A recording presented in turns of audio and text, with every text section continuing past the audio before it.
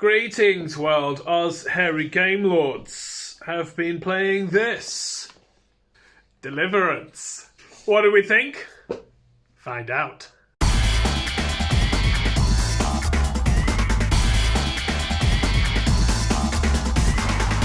Well, bearded lady here, and first of all, big thanks for the t-shirt. Love the t-shirts. But, oh my word, you know me.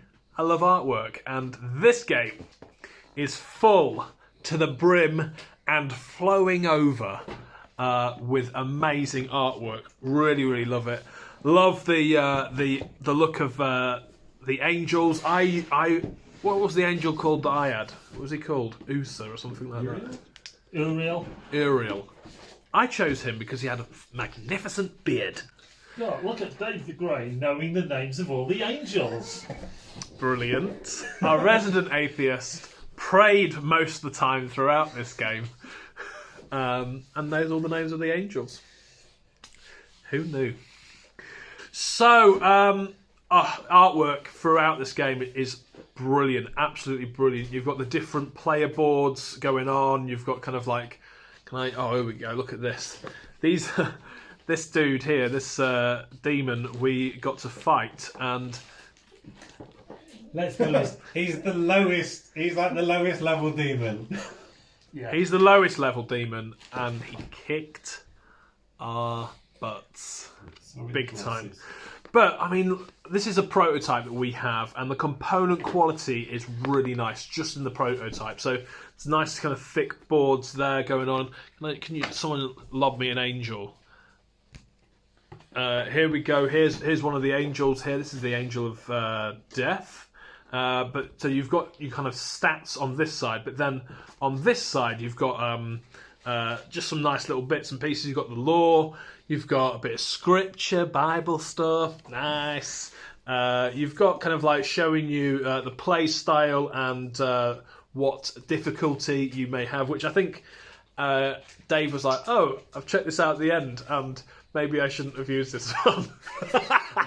But yeah, really nice. And then suggested builds. It's such a nice game. Really, really good. Even the board where the battles are taking place, kind of a little bit kind of Frank Peretti kind of feel with This Present Darkness. One of the great things I loved about the artwork is that sometimes in games like this, one side has better artwork than the other, and usually it's like kind of like the darkness side, and so like the demons and stuff like that can be almost over glorified and having like amazing artwork, and they do have really good artwork going on for the different demons and stuff like that, but those angels still kick ass. Who were you? You were Michael. Oh my days, he looks proper cool, doesn't he? He's proper ripped. He's got like these amazing golden tattoos. Fantastic. So yeah, what I really liked was there wasn't kind of like, it wasn't heavy on one side or the other. There was a level playing field in terms of the artwork in this game. Good stuff. I mean, I'll let others explain how to play this game, but for me, in my review of it, I really, really enjoyed the game, and I felt like there was loads to do. And all of us made the grave mistake of just going out and kicking some demon butt. Not kicking some demon butt, I think is what happened. Yeah. Well, we did that initially, and then we realised, maybe we shouldn't. Maybe we should have levelled up, and maybe we should have worked together a little bit better. I mean, my guy was brilliant. Had this amazing special ability where he could like bring down whatever, lightning or something, a firebrand, and like cane everybody in the adjacent area. That was really cool. And everybody else had really cool things, but we didn't really venture into those. So there was quite a learning curve on this when we started playing it, but and maybe one that we didn't grasp completely. But really, really enjoyed the game. And it was one of those games that, despite still not sort of like getting it and still getting our butts kicked in it, I want to play it again, and I want to play it again and again and again. There's so much depth in this game, and so much replayability, and that artwork, amazing. So, this hairy game lord gives it a giant thumbs up, angelic thumbs up. Right, Hipster King here, sporting yet another of the Deliverance tees. So big thanks to Andrew from Lowen Productions who sent us the prototype and the t-shirts. One of the downsides of being a reviewer is you basically often only get to play a game a handful of times. If you're lucky, you do your review and you have to pass it on. We are gutted to let this go out of our hands because this game is truly epic. We haven't done much in the way of dungeon crawls. It's not kind of something that we're used to playing that often. We've done a few. We have got Gloomhaven, but we haven't got very far into it because as reviewers trying to spend time, I've had a couple of goes at Etherfields, but again, I've played a couple of games of it and haven't got much further in. So it's not a style of game we're used to playing that often, and we usually tend to try and throw each other under a bus rather than playing cooperatively.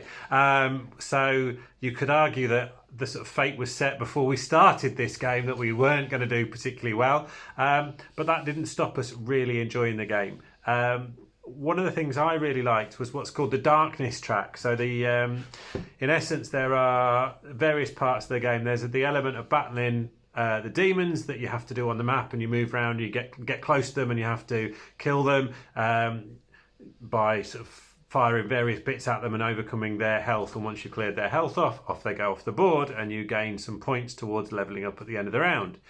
There are saints on the board, and you've got to protect the saints, and if they're closer to demons, basically they're being oppressed, and you have to try and get close and support them, and that'll help you level up. But what I really liked was the bit where, kind of in most co-op games, is the part where the game gets to get its own back, and for me that was where the darkness track came in.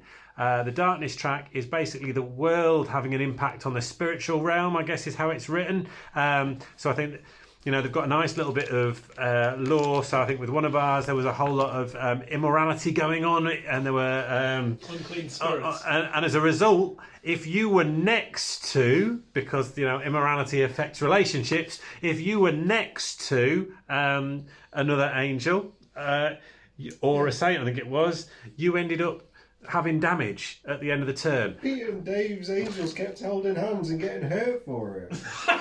This is true.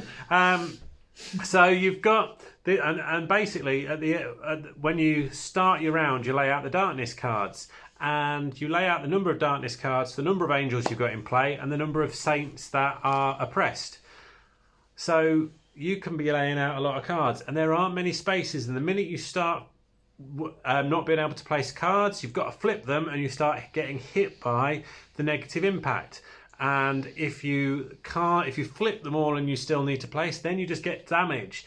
So managing the darkness track is vital, because some of those sort of ongoing effects on those cards can really damage you. So they affect your roll. You're basically rolling 2d6s and you've got to score 7 or above.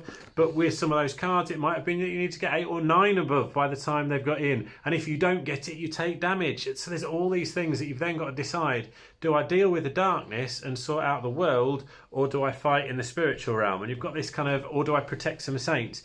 And I think where we went wrong is we went pretty much all on the offensive, trying to clear out the demons, and we didn't manage very well that darkness track. And I think where the strategy will come in this game is how you divvy up your actions between your players, playing to your strengths to manage all the different options you've got to give yourself the best chance of getting far enough into the game with enough health left, enough additional powers, that when you get to a demon that's got 20-30 health to defeat and can do you significant damage each turn, you've got a hope in hell of doing some damage to them. Hope in heaven. Hope in heaven. The theme was brilliant. We were all a bit concerned about how the kind of Bible-ish kind of spiritual angels and demons type thing might come out in a game, but I thought the theme played through brilliantly. And worked really well with all the different actions. It made sense. So yeah, this is a really well crafted Lots of strategy, lots of options, lots to do, and lots of replayability. We loved it. Deliverance. When it gets to Kickstarter, get back in it. Hi, Dave the Grey. Lovely t-shirt, very nice.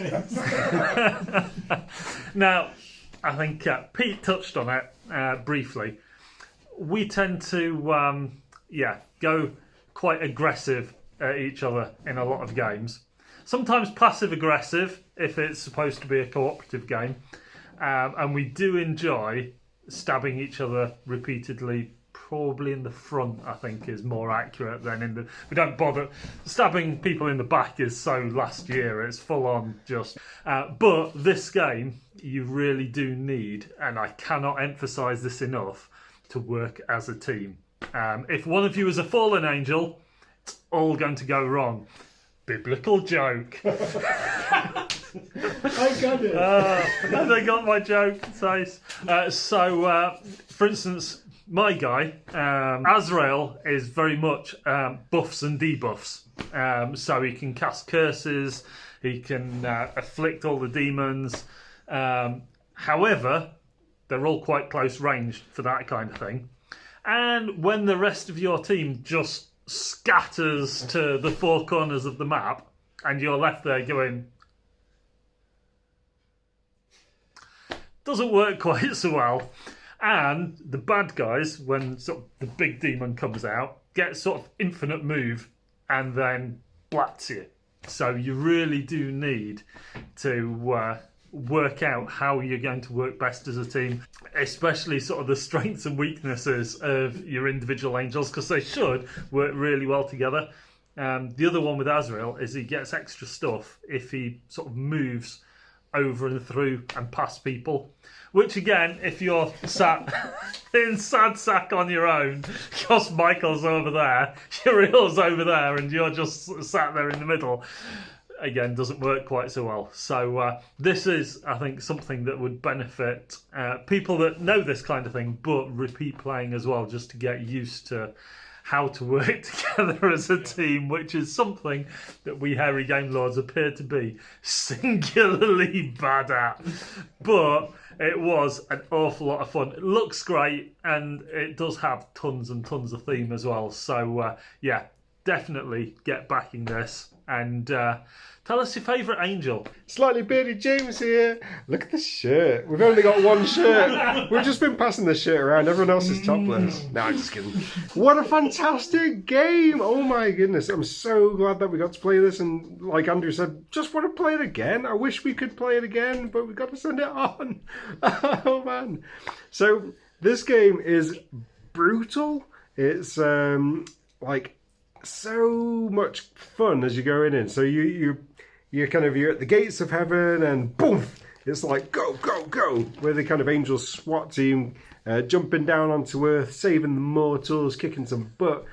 But one of the things I love about this is this isn't Michael. Where's Michael gone? There he is. Yes. One of the things I love about this is the bad guys are so varied. Straighten his arms out. Yeah, this guy can't get through doors without turning sideways. One of the things I love about the bad guys is they are varied, but they work so well together, even like the random ones that we pulled out. So yeah, maybe we could have done better, but we had a great time. I'm very sure we could have done better. Yeah. So as you actually manage to like vanquish these bad guys, you get experience points, and as a team, when you get to a certain level, you can basically dump a bunch of points on your guys. And along the side of the board here, the boards are actually very helpful for understanding what's going on. But you got 3 slots, 3 tiers of talents that you can upgrade. I really like this. So on your angel, every angel's got a completely different kind of skill set, different talents. And they're all powerful, which is really nice. It's got a great feeling of when you actually get upgraded and upgraded again and upgraded again, you are a force to be reckoned with. I really like that. This game is so worth checking out. I think it's got an amazing use of the theme. And can't wait to see what happens with this. So please check it out. It's going to be amazing. Right. Hipster King here. I'm back because there's a couple of things that we didn't say that we really do need to say. So, one of the things I really liked, when you get to that levelling up, you can choose your talents, but you can also choose, rather than just taking your talents and leveling your own character up, you can take on heavenly treasures. Those heavenly treasures are brilliant. Down this side of your board, you've got 4 different kind of icons. You've got your health, you've got the sword, you've got the, this looks like some kind of hammer, and you've got the Bible. These are your sort of stats. The heavenly treasures, in essence, often increase your stats, and most of your moves, you deal damage according to your stats. So I had, I think, an extra 2 of the swords. So one of mine was, I think I could deal my sword level of damage. So by the time I'd got my additional heavenly treasures, I'd got an extra 2 damage, and one of my treasures also gave me an extra damage. So it was trying to balance the kind of engine that I built. I wasn't actually a particularly good attacking player, which was the one mistake I went, whereas I went all out for attack, but actually my character took Just tasted blood. it took a lot of actions to get me to be able to do that attack, so I had to spend a lot to gain it, but when I gained it I could do a lot of damage. So it's kind of, but those heavenly treasures are brilliant. And there's also the prayer action where you can, as part of the praying, you can flip over and kind of discard some of those darkness actions, and the prayer actions give you kind of one-time action. The prayer cards that you gain give you one-time actions that can again be quite powerful and useful, that they can kind of support other characters. They can buff yourself, but the other thing that prayer does, it helps you if you have been killed off.